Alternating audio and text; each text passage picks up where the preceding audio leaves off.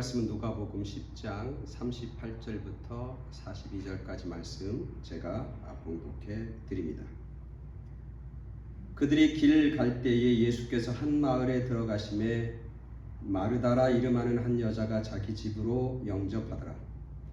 그에게 마리아라 하는 동생이 있어 주의 발치에 앉아 그의 말씀을 듣더니 마르다는 준비하는 일이 많아 마음이 분주한지라.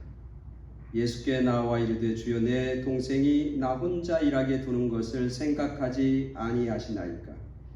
그를 명하사 나를 도와주라 하소서. 주께서 대답하여 이르시되 마르다야 마르다야 내가 많은 일로 염려하고 근심하나 몇 가지만 하든지 혹은 한 가지만이라도 족하니라.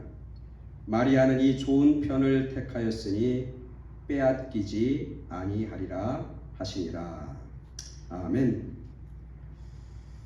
오늘 이 말씀 가지고 오직 예수님이라고 하는 주제로 말씀을 전합니다. 이 본문만 생각하면 25년 전이 떠오릅니다. 극히 저의 개인적인 경험입니다. 제가 처음 미국에 왔는데 어디로 왔냐면 렉싱턴 켄터키라고 하는 곳으로 왔습니다. 거기 유니버시티 오브 켄터키라고 하는 대학인데, 근데 그곳에서 장로교회를 제가 출석했어요. 저는 감리교 목사인데 장로교회를 출석했어요. 그 이유는 뭐냐면 그 동네에 한인교회가 딱 하나밖에 없어요. 장로교회밖에. 그 렉싱턴에 있는 한인들의 인구가 약 한 100에서 150명 정도밖에 안 되는 그런 작은 곳이었어요. 그래서 한 25년, 그 당시 25년 된 장로교회 하나가 그곳에 있었어요. 그래서 거기서 출석하게 되었고 한 6개월쯤 지나니까 거기 장로교 목사님, 양 목사님이 계신데 그때 이제 막 은퇴를 앞둔 목사님이에요. 지금 아마 돌아가시지 않았겠나 생각하는데, 그 양 목사님이 저를 보더니 지 목사가 목사니까 교회에서 출석만 하지 말고 성경 공부를 하나를 가르치라는 거예요. 그래서 무슨 성경 공부를 가르칩니까? 이러니까 그 교회는 주일날 예배가 11시면 10시부터 어른들 성경 공부가 시작했어요. 예배 시작하기 전에 주일학교라고 하는데, 주일학교인데 어덜트 주일학교가 있어요. 그래서 10시에 와서 한 40분, 45분 이제 성경을 가리키는 그 클래스가 있었는데 그것을 저에게 맡아달라고 하는 거예요. 그래서 알겠다. 그래서 순종하는 마음으로 이제 그 성경 공부를 합니다. 오늘 이 본문이에요. 이 본문 가지고 제가 이제 성경 공부를 한참 하고 있는데 저 뒤에서 우리 큰딸 혜민이가 그때 5살이에요. 5살 조금 넘었을 거예요. 요 앞에서 이제 성경 공부를 하는데 막 뛰어나오는 거예요. 성경 공부를 하는데. 그래서 깜짝 놀라서 이렇게 봤어요. 그랬더니 이놈이 오더니 아빠 그러더니 이제 귓속말로 뭐라고 쏘곤쏘곤거리면서 막 또 들어가는 거예요. 뭐라고 하냐면 이렇게 하는 거야. 아빠 마르다가 언니고 마리아가 동생이야 이러는 거예요. 그러니까 내가 성경 공부하면서 자꾸 이제 마리아가 언니고 이렇게 헷갈리게 했는 말. 그러니까 제가 듣고는 목사 아빠가 저렇게 실수하면 안 되겠다 생각했는지 막 뛰어나와갖고 귓속말에다 대고 아빠 틀렸어. 마리아가 동생이고 마르다가 언니야. 이렇게 얘기를 했던 그런 본문입니다. 그 어렸을 때 아이들이 성경을 읽고 성경 말씀을 아이들한테 가르치는 게 참 중요해요. 우리 집 같은 경우 저희 아버님이 이제 할아버지가 이제 목사님이었는데 우리 아이들 돌 때 생일을 뭘 사주냐면 그 두란노 출판사에서 나온 그림 성경책 있어요. 그림 성경책. 그거를 첫 돌 때 꼭 선물했어요. 그리고는 거기다 할아버지가 이렇게 써갖고 사인해주고 이렇게. 그거를 우리 애들은 이제 말 틀 때부터 열심히 읽었거든요.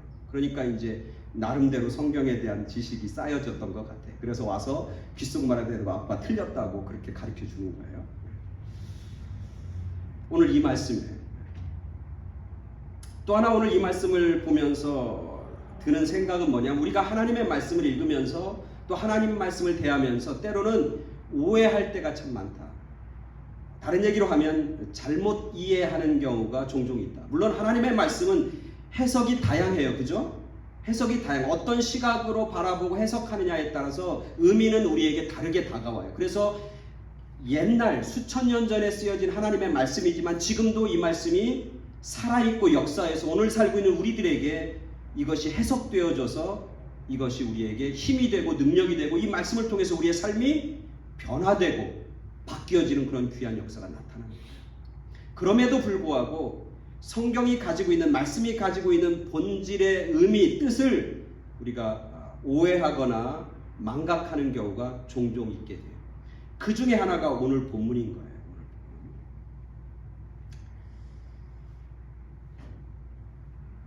한 몇 주 전에 제가 한인타운에 갔어요. 한인타운에 가서 이제 음식을 먹는데 음식점마다 이렇게 보면은 글귀가 이렇게 표고로 해서 이렇게 액자가 이렇게 쓰여져 있잖아요. 근데 한인들이 운영하는 마켓이나 식당이나 그런 데 가면 가장 많이 눈에 띄는 액자가 뭔지 아세요? 가장 많이 띄는 성경 구절 액자. 그 맞아. 그거 대부분 걸려 있어. 내 시작은 미약하였으나 내 나중은 심히 창대하리라. 욥기 8장 7절 말씀. 그게 막 걸려 있어. 그때 이제 어느 식당 갔는데 처음 간 식당인데 그게 딱 걸려 있는 거예요. 그래서 이제 서빙하는 분한테 여기 주인이 크리스찬인가 보죠. 그랬더니 교회 안 다닌대. 근데도 그거 액자를 딱 붙여놓은 거야. 그 액자를 보니까 위로가 되고 힘이 되잖아. 뭐라고 하면 내 시작은 미약했는데 내 나중에 심히 창대하겠다. 이걸 들으면서 위로도 되고 힘도 얻고, 그러니까 이게 크리스찬이든 크리스찬이 아니든 그 액자를 딱 걸어놓는 거예요. 그죠? 근데 이게 욥기 말씀인데 이게 누가 한 얘기인 줄 아세요? 이 말씀이 하나님이 해주신 말씀이에요? 아니에요. 그럼 욥기의 주인공인 욥이 한 얘기인가요? 아니에요. 이 얘기는 누가 한 거냐면 욥의 친구인 빌닷이라고 하는 친구가 한 거예요. 그리고 이 말을 하는 욥에게 해주는 진정한 의미는 뭐냐면 바로 이거예요. 뭐냐면 너 지금 고난당하잖아. 너 지금 괴로운 일 당하잖아. 그 이유가 뭐 때문에 그래? 너가 죄 지어서 그래. 너가 하나님 앞에 잘못 살아서 그래. 그렇게 얘기하는 거예요. 그러면서 너가 이 고난과 이 어려움을 벗어날 길은 하나님 앞에 나와서 회개해야 돼. 하나님 앞에 나와서 내 죄를 자백해야 돼. 그렇게 욥을 추궁하는 거예요. 그러면서 뭐라고 하냐, 이 말을 하는 거예요. 너가 지금 다 잃어버렸는데, 자녀도 잃어버리고 집도 잃어버리고 건강도 잃어버리고 와이프도 잃어버리고 다 잃어버렸는데, 너가 하나님 앞에 돌아와서 회개하고 너가 모든 것을 잘못했다고 인정하면 그때부터 하나님이 어떻게 하신다고? 지금 시작은 미약했으나 나중은 너를 심히 창대하게 해줄 거야 라고 하는 이야기를 욥의 친구인 빌닷이 해주는 거예요. 근데 욥기의 주제는 뭡니까? 욥기의 주제는 우리가 고통을 당하는 것은 죄 때문이고 그 죄를 회개해야 그 고난에서부터 우리가 벗어날 수 있다라고 하는 걸 가르쳐 주는 겁니까? 욥기가? 아니에요. 고난과 고통 가운데서도 날마다 하나님을 바라보고 하나님께 감사해야 된다고 하는 걸 가리키는 겁니까? 그러기도 한데 아니에요. 그건 욥기 1장부터 3장까지 얘기해요. 우리가 고난과 고통을 잘 인내하고 참으면 나중에는 하나님이 우리가 가지고 있는 것보다 심히 창대하게 해주실 거라고 하는 약속의 말씀을 욥기가 전해주는 겁니까? 그럴 수도 있지만 그거는 마지막 결론에 해당하는 부분이에요. 욥기가 주는 메시지는, 하나님이 주시고자 하는 얘기를 사실 빌닷이라고 하는 친구가 욥에게 했던 이야기는 아니에요. 욥기의 핵심 뭐냐면 이거예요. 뭐냐면 의인도 뭐를 당할 수 있다? 고난과 시험을 당할 수 있다. 하나님의 백성이고 내가 하나님 잘 섬김에도 불구하고 나에게 뭐가 찾아올 수 있다? 고통이 찾아올 수 있고 이유 없는 고난이 우리 가운데 임할 수 있다는 거예요. 그리고 그 고난과 고통 가운데서 누가 함께한다? 하나님이 여전히 함께 하신다고 하는 것을 가리키는 것이 욥기에 가지고 있는 주제이고 메시지란 말이죠. 그렇게 보면 우리 식당이나 이런 데 가서 액자 붙였던 내 시작은 미약했으나 나중은 심히 창대한다고, 이 말씀은 사실은 욥기가 가지고 있는 전체적인 이야기의 핵심과는 조금 다른 얘기예요. 그럼에도 불구하고 우리는 그 말씀을 보면서 위로도 얻고 힘도 얻는 거죠. 오늘 우리가 읽은 본문은 너무나 잘하는 말씀. 이 본문 가지고 제가 옛날에 한 5, 6년 전에 여선교회 헌신 예배 때 제가 이 말씀을 가지고 말씀을 전하는 것이 기억이 나요. 그리고 많은 목사님들과 많은 사역자들이 이 말씀을 가지고 말씀을 전합니다. 이 말씀에 여러분이 알고 있는 이 말씀의 핵심과 주제는 뭡니까? 마리아가 있고 마르다가 있어요. 그죠? 마르다는 부엌에서 열심히 예수님을 접대하는 일을 열심히 했고, 마리아는 예수님의 발치에 앉아서 예수님의 말씀을 들었어요. 그죠? 이 말씀이 주는 내용이 본질이 뭐냐면, 야, 너 부엌에서 그런 일 하기보다는 어디야? 더 귀한 자리, 더 복된 자리인 예수님 앞에 앉아 있는 게 중요해. 그리고 예수님에게 말씀을 듣는 게 훨씬 더 복된 일이고 훨씬 더 아름답고 멋진 일이야. 그것이 하나님 앞에 칭찬받는 일이야. 라고 하는 것을 전해주는 겁니까? 이 메시지가? 그럴 수도 있죠. 그죠? 그럼 오늘 본문을 잘 보면 그건 아닌 것 같아요.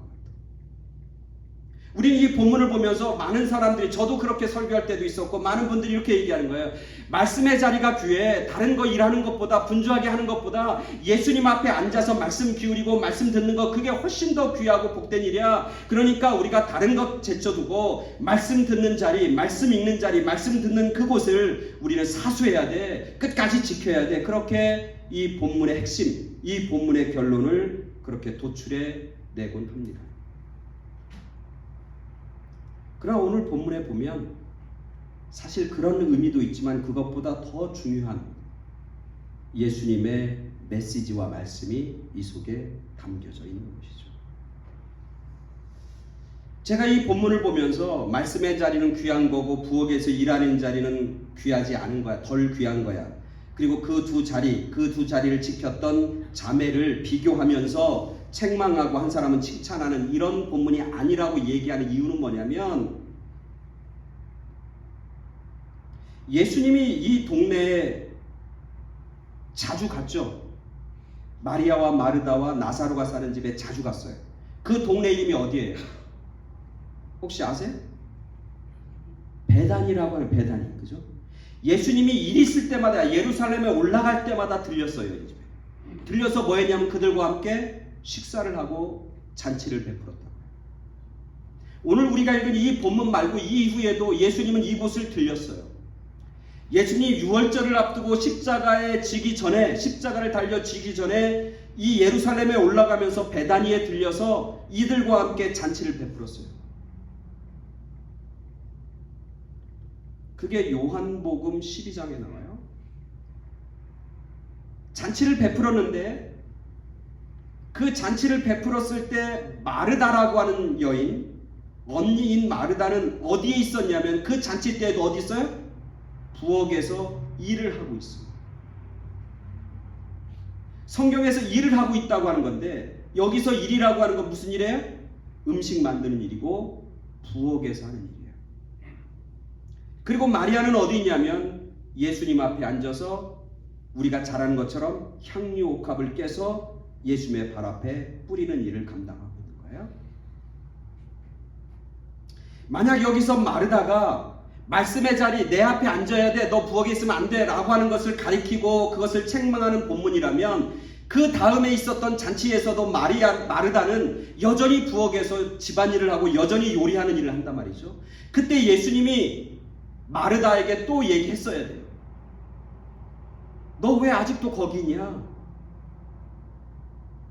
여기 나와 함께 이 자리에 앉아야지 라고 했어야 되는데, 6월절 앞두고 그 잔치 자리에서는 예수님은 그거에 대해서 아무런 이야기를 하지 않고 아무런 책망도 하고 있지 않아요.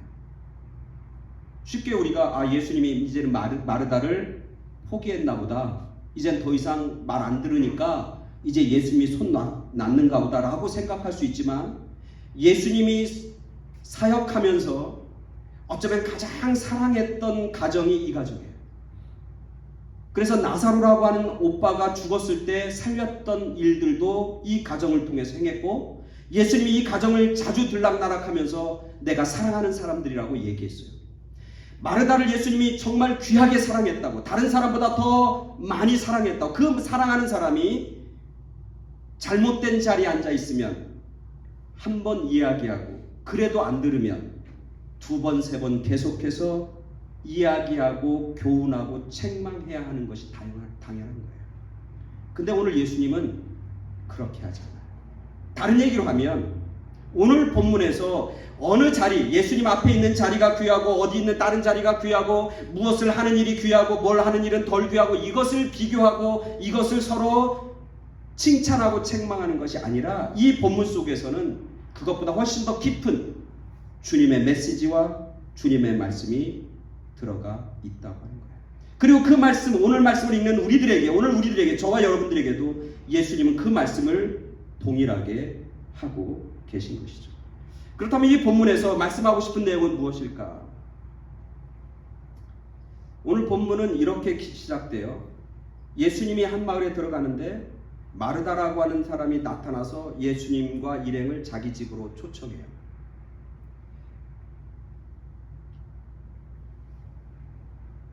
예수님이 갈 때마다 적어도 몇 명이 같이 움직이는 거예요. 예수님 한 명만 초청한 거예요? 예수님 갈 때마다 적어도 몇 명이 같이 다녀? 적어도 12명.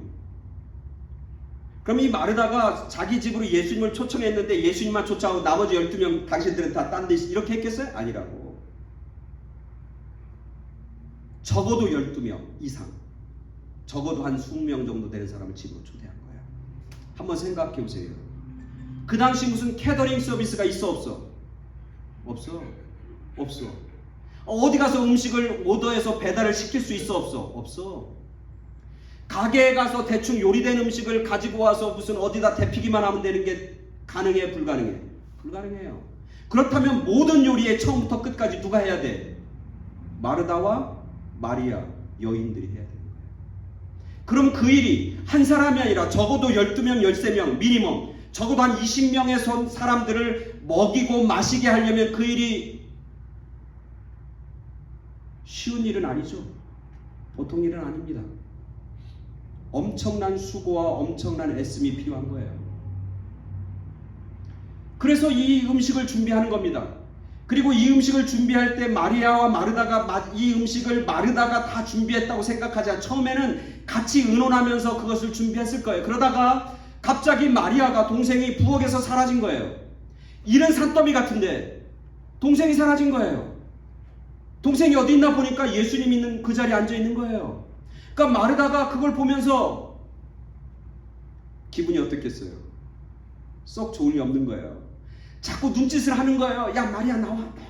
안 나오는 거예요. 끝까지 버티고 앉아 있는 거예요. 참다 못해갖고 오늘 예수님에게 뭐라고 하냐면 이렇게 얘기하는 거예요. 예수님, 내 동생이 나 혼자 일하게 놔두고 저기 앉아 있는데 예수님 어떻게 그것을 그냥 보고만 있습니까? 너 가서 언니 마르다를 도와라. 이렇게 얘기하는 게 당연한 거 아닙니까? 라고 예수님에게 얘기해. 그 얘기가 설득력이 있어 없어? 여러분 같으면 그렇게 얘기 안 하겠냐고요. 왜 나만 일하는 거야? 왜 그래?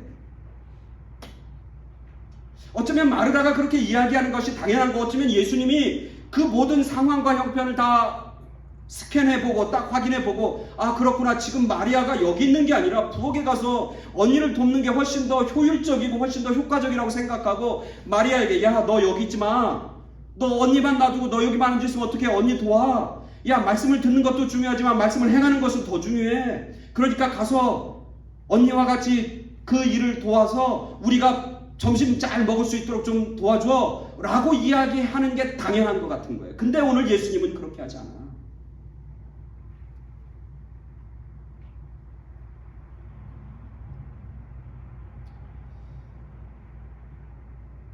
오늘 예수님은 마르다에게, 그리고 오늘 본문을 읽는 오늘 우리들에게 이 사건을 통해서 해주고 싶은 이야기가 있다는 거예요. 여기서 마리아는 사실은 책망을 받아요. 마리아가 책망받는 이유가 뭡니까? 마르다의 잘못은 무엇입니까? 말씀의 자리에 앉지 않았다고 하는 게 잘못이에요? 부엌에서 음식 준비만 한 것이 잘못이에요? 오늘 본문에서 마리아의 잘못은 뭡니까? 오늘 본문을 제가 묵상하면서 한 단어가 딱 떠오르는 거예요. 그게 뭡니까? 한 단어가 떠오르는데 그 단어가 뭐냐면 40절이에요. 마르다는 준비하는 일이 많아 마음이 분주한지라 예수께 나와 이르되, 예수님, 내 동생이 나 혼자 일하게 두는 것을 생각하지 아니하시나이까? 그를 명하사 나를 도와주라 하소서. 여기서 이 마르다가 예수님에게 책망받는 일인데 뭐예요 그게? 마르다가 뭐 했기 때문에? 마음이 분주했기 때문에. 자, 여기서 분주하다라고 하는 말을 쓰는데 여기서 분주하다라고 하는 말 앞에 이거 앞절 앞에 화면 펴주시고요. 마르다가 준비할 만한 마음이 분주해. 여기서 마음이 분주했다는 말은 영어로 얘기하면 뭐냐면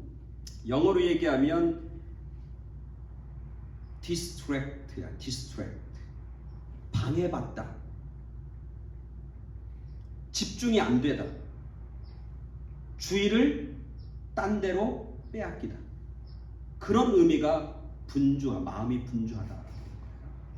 마음이 빼앗긴 거예요. 마음의 중심을 잃어버린 거예요. 마음의 초점을 잃어버린 거예요. 오늘 기도한 권사님이 우리가 너무너무 분주하고 바빠서 우리가 바라보고 우리가 감당해야 할 일을 놓치면서 때로는 신경질 나고 때로는 뭐 이런 기도를 하시죠. 오늘 이 말씀인 거예요. 마음이 분주한 게 문제예요. 마음이 분주하다는 아까 얘기했지만 뭐예요? 집중이 안 되고 초점을 잃어버렸고 그리고 주의를 딴 곳으로 찾고 빼앗기고 돌린다라고 하는 말이에요. 다른 얘기로 하면 마르다가 집중해야 될 마음의 중심에 집중해야 될 게 있는데 그게 뭐예요? 음식을 만드는 일에 집중해야 돼? 그건 아니에요. 음식을 만들면서 그 마음의 중심은 어디가 있어야 되는 거예요? 오늘 제목처럼 뭐야? 예수님에게. 오직 예수님에게. 오직 그리스도에게. 그 마음의 중심이 가 있어야 되는 거예요. 근데 바쁘다 보니까 분주하다 보니까 원래 자기가 가지고 있던 마음의 중심을 잃어버리는 거예요. 자기가 원래 가지고 있던 마음의 중심과 마음의 그 방향을 잃어버린 거예요. 마음의 시선을 놓쳐버린 거예요. 음식을 준비할 때 처음 준비할 때부터 마음이 분주하고 막 그랬겠어요? 이 음식을 처음 준비할 때 마르다의 마음이 어떻겠어요, 여러분? 예수님을 제접하고 예수님을 접대한다고 하는 그 마르다의 마음이 어떻겠어요? 첫 마음이 어떻겠어요? 기뻤겠어요? 짜증나고 신경질 났겠어요? 기뻤겠지. 나 같은 사람이 예수님을 접대하다니.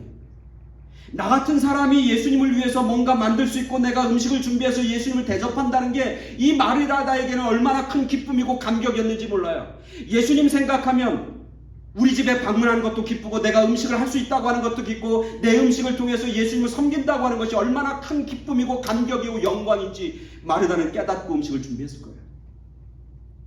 예수님을 보면서. 근데 분주하다 보니까 마음의 중심을 잃어버리고 놓쳐버리니까 그 다음부터는 뭐가 있냐면 그 마음에 뭐가 있어? 불만이 생기고 짜증이 나는 거예요. 그리고 예수님에게도 불만을 토로하는 거예요. 오늘 말씀을 보면 마르다가 누구한테 불평과 불만을 토로하는 거냐면 예수님에게. 예수님 왜 가만히 보고만 있습니까? 왜 내 사정을 돌보지 않습니까? 누구한테 불만을 토로하는 거냐면 예수님에게 불만을 토로하는 거예요.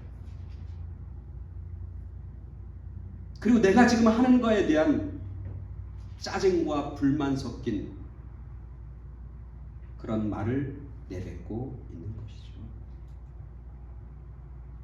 왜? 초점을 잃어버렸습니까? 마음이 분주하니까. 마음의 중심을 놓쳐버렸습니까? 내가 이 일을 왜 하는 거에 대한 목적을 상실해버렸습니까? 그것이 상실해버리면 뭐만 남는 거냐면 불평과 불만과 짜증만 남아있게 되는 것이죠.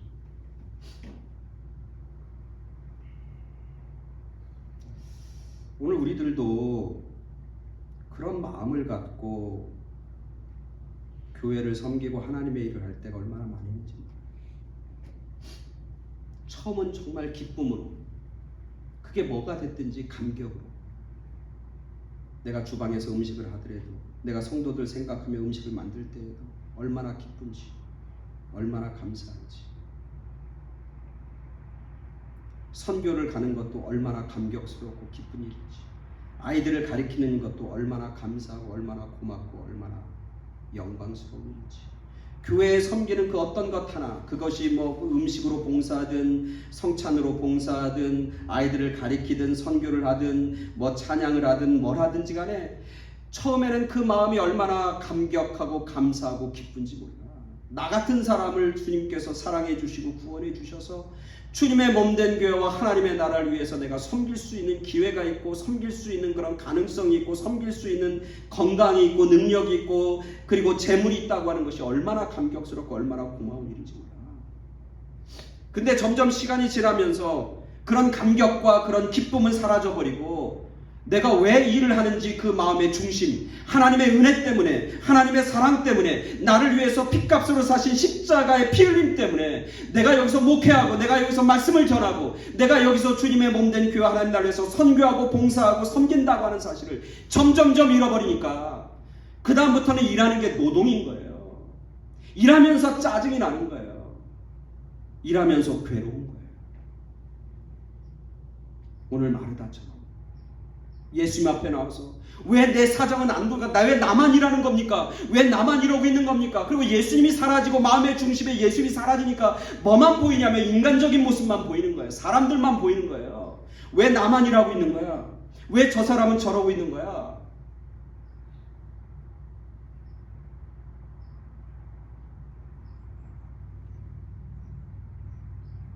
그때부터는 주님은 안 보이고 내 일만 보이고 그리고 나와 함께하고 있지 않은 사람들, 나와 다른 사람들을 보면서 원망하게 되고 밉고 짜증나고 핑곗거리가 생기고 그러다가 시험에 들고 포기하게 되는 모습들이 오늘날 우리들에게 얼마나 많은지. 사실 이 말씀은 저에게도 해당하는 말씀이죠. 교회를 세우고 말씀을 전하고 목사로 불렀다고 하는 것이 얼마나 감격스럽고 얼마나 영광스러운 일이에요. 이 땅에는 그 모든 직업, 이 땅에는 모든 일들보다 가장 거룩하고 가장 아름답고 가장 귀한 일이잖아요. 그죠?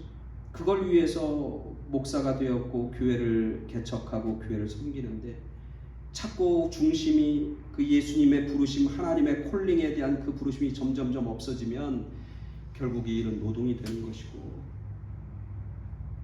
그리고 이 사람 저 사람 핑계하게 되는 것이고 이 사람 저 사람들에게 불만을 토로하게 되는 모습들이 저에게도 있음을 고백하게 되는 거예요. 오늘 우리들도 마찬가지예요. 그 일이 예를 들면 목사가 하는 일은 거룩한 거고 여러분들이 하는 교회를 위해서 하나님의 일을 섬기는 일은 뭐 거룩하지 않은 속된 일이고 이것은 더 귀한 일이고 저것은 더 나쁜 일이고 이게 문제가 아닌 거예요.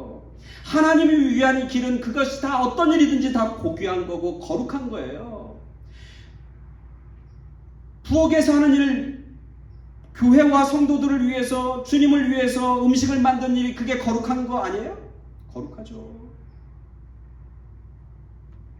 예전에 어떤 분들은 저한테 그런 불만을 토로했어. 왜 목사님 나는 맨날 친교부장만 시키냐고. 왜 맨날 부엌에서 그런 일만 시키냐고. 저 사람들은 맨날 찬양하고 맨날 저러면서 왜 나는 맨날 부엌에서만 일하게 하냐고. 그래서 저한테 와서 막 뭐라고 하는 분도 계셨어요. 그분의 생각에는 앞에서 예배 인도하고 예배 드리고 찬양하고 말씀을 전하는 것은 더 아름답고 더 귀한 일이고 부엌에서 섬기는 일들은 덜 귀하고 그것은 그렇게 중요하지 않다고 생각하는 그런 이원론이 자리 잡고 있는 거예요. 근데 성경에서는 뭐냐면 하나님 나라와 교회를 위해서 성도들을 위해서 주님을 위해서 일하는 모든 일들은 다 뭐야? 거룩한 거예요. 중요한 건 뭐냐면 그 마음의 중심에 예수님 오직 그리스도가 그 마음의 중심을 가지고 그 예수님 때문에 그 주님 때문에 그 은혜 때문에 그 사랑 때문에 내가 그 일을 감당한다 그러면 그것이 무엇이든지 그것은 거룩한 일이고 하나님께 칭찬받는 일이고 하나님 앞에 정말 존귀한 일인 줄 믿습니다.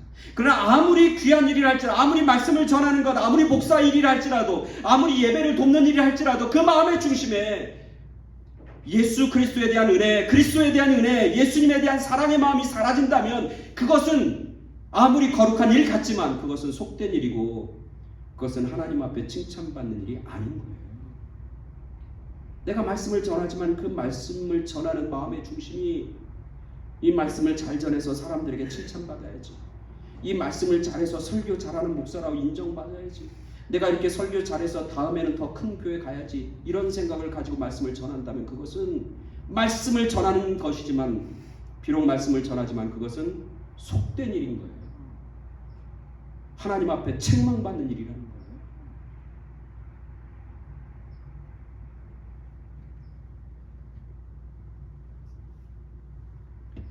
오늘 마르다가 그렇게 얘기하는 거예요.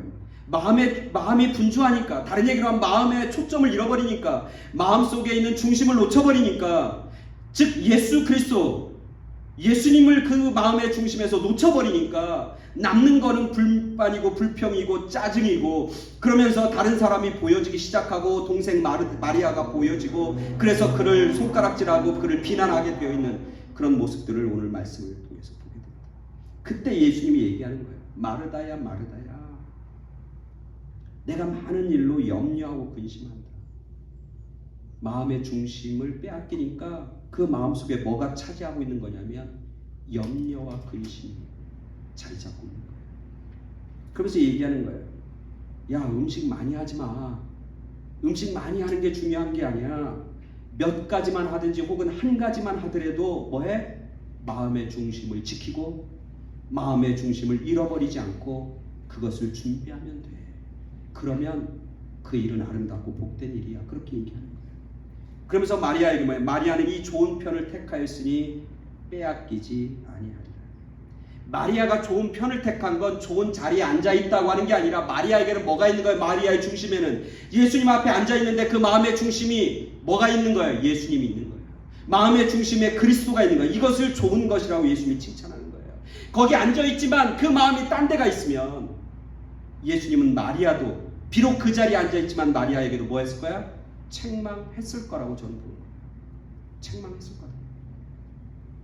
거기에 앉아있다고 해서 예수님이 칭찬한 게 아니라 그의 마음의 중심이 예수님에게 모아졌기 때문에 칭찬하는 거예요. 여러분이 여기 있다고 하는 것 예수님이 볼 때 참 귀한 일이에요. 그러나 여러분 여기 앉아있지만 여러분의 마음이 예수님과 그리스도에게 맞춰져 있지 않고 지금 앉아있지만 자꾸 마음은 생각은 딴 데 있으면 그렇게 예수님이 좋아하지 않을 거예요. 재밌는 얘기 하나 해드릴게요. 얘기해도 되나 몰라. 시간이 많이 가는데. 신교를 준비합니다. 음식을 이제 준비해 부엌에서 예배 드리기 전에 이제 미리 준비를 막 한단 말이죠. 근데 그분이 뭘 하려고 하냐면 콩나물 비빔밥을 하려고 해요. 그래서 어떤 집사님한테 콩나물 좀 하나 사오라고 부탁을 했어요. 그래서 그분이 막 왔는데 따보니까 콩나물이 아니라 숙주를 사온 거야. 숙주를. 그분이 뭐라고 하냐면 콩나물 사려고 여기 제가 근데 콩나물이 딱 떨어지고 그래도 콩나물 비슷한 게 숙주니까 숙주 사왔다고 대신. 그러니까 이 콩나물밥을 준비하려고 하는 그 집사님이 마음이 어떻겠어요? 여기 있는 마음이 분주해지는 거야. 화가 막 나고, 아니 콩나물을 사오려면 콩나물을 사와야지 왜 숙주를 사온 거야? 콩나물 비빔밥은 있어도 숙주 비빔밥은 없잖아. 이걸 어떻게 내가 만드나 막 화가 나고 막 승질이 나고 막 이러는데 이제 예배 시간이 된 거예요. 그러니까 그 마음 가지고 막 씩씩거리면서 어떻게 내가 잘못 시켰지? 저 좀 똘똘한 사람 시킬 걸 저 멍청한 사람 내가 시켜갖고 이러고 있냐? 이러면서 막 이제 와갖고 앉아갖고 막 화가 부글부글 끓고 있는 거예요. 근데 이제 그때 목사님이 이제 출애굽기를 이제 설교하는 거예요. 출애굽기를 설교하면서 지명이 나와요. 설교에 보면 구름 기둥과 불 기둥이 이스라엘 백성들을 인도하는데 그 인도하는 광야가 뭐냐면 그 이름이 뭐냐면 숫곳이야. 숫곳. 그 말씀을 목사님이 하는데 숫곳에서 하나님의 구름 기둥과 불 기둥이 이스라엘 백성을 인도했다는데 이분은 뭐만 생각해? 숙주만 생각하는데 숫곳을 뭐라고 들리냐면 숙주로 들리는 거야. 아니 그러면 하나님이 숙주에서 떠날 때 이스라엘 백성들을 구름 기둥과 불 기둥으로 인도해 주신 거야? 그러면 성경에서는 하나님은 콩나물보다 숙주를 더 좋아하시네? 뭐 이렇게 생각을 하는 거예요. 그러니까 예배를 드리는데 딴 생각만 있으니까 맨날 음식 생각만 하는 거야. 이거 끝나면 뭐 먹을까? 이거 끝나면 뭘 준비해야지? 내가 가서 뭐 해야지? 막 이런. 혹시 한기숙 집사님 그렇게 생각하고 예배 드리는지 몰라. 오늘 비빔밥 해야 되는데 끝나고 나면 뭐 해야지? 뭐 해야지? 우리가 이럴 때가 무지하게 많다.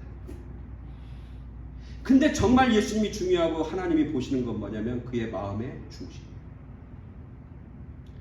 우린 나는 여기 앉아있으니까 됐어. 예배 자리에 앉아있으니까 이거면 된 거야. 천만의 말씀. 저 같은 경우도 저 개인적으로 그래도 나는 목사고 나는 말씀을 전하니까 난 됐어. 천만의 말씀. 그게 중요한 게 아니라 여러분들이 가게에서 일할 때, 직장에서 일할 때, 사업을 할 때, 여러분이 어디 있든지 가정에 있을 때 어디 있든지 그게 여러분 마음의 중심에 그리스도가 있고 예수님 때문에 내가 이 일을 하고 내가 그리스도의 은혜 때문에 내가 일을 합니다. 그걸 감사하고 감격하면서 그 일을 감당한다면 그게 아무리 하찮은 일 같다도 그 일은 뭐야? 거룩한 일이고 하나님이 칭찬하는 일이에요. 근데 그걸 일하면서도 그냥 불편하고 내가 이거 왜 하지? 뭐 예수님 없이 그냥 내 욕심대로 내 생각대로만 마음이 분주해서 예수님 떠난 상태로 일을 한다면 그게 어떤 일이든지 간에 그게 비록 예배를 돕는 일을 할지라도 말씀을 전하는 일을 할지라도 그 일은 하나님 앞에 칭찬받는 일이 아니라고 하는 것을 오늘 말씀을 우리에게 가르쳐주는 거예요. 그래서 예수님은 마리아를 칭찬하는 거고 마르다를 책망하는 거예요. 그리고 이 마르다는 이 예수님의 말씀을 듣고 깨달아요. 그래서 그 다음에 잔치를 벌이는데 사람이 얼마나 많이 왔는지 몰라. 근데 마르다는 또 예수님 앞에 찾아가서 예수님의 발 앞에 앉아있는 마리아, 예수님 옛날에도 그랬는데 제가 또 그래요. 나한테 좀 그 얘기를 해야 해. 안 해. 부엌에서 자기의 일을 기쁨으로 감사하고 그리스도를 생각하면서 그 일을 묵묵히 감당하는 마르다의 모습입니다.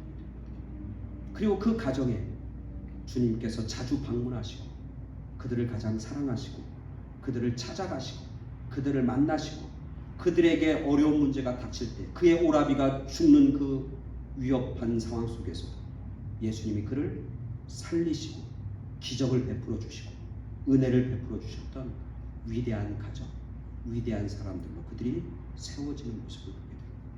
오늘 우리가 그런 마음의 자세를 가지고 오직 주님, 오직 예수님, 오직 그리스도를 마음의 중심에 놓고 살아갈 때 주님은 우리 가운데 찾아오시고 만나주시고 그리고 우리에게 기적을 베풀어 주시고 축복해 주시고 승리케 해주실 줄 믿습니다. 그 삶을 살아가는 그런 우리 모두가 되길 간절히 축원합니다. 아멘. 같이 기도하겠습니다. 오직 예수님, 오직 그리스도 마음의 중심에 품고 살아가는 그런 저희들 되게 하여 주시옵소서. 마음이 분주해서 초점을 잃어버리고 목적을 잃어버려서 예수님에게 책망받는 그런 저희들 되지 않도록 성령께서 우리의 마음을, 우리의 생각을 지키시고 다스려 주시옵소서. 예수 그리스도 이름으로 기도드렸사옵나이다. 아멘.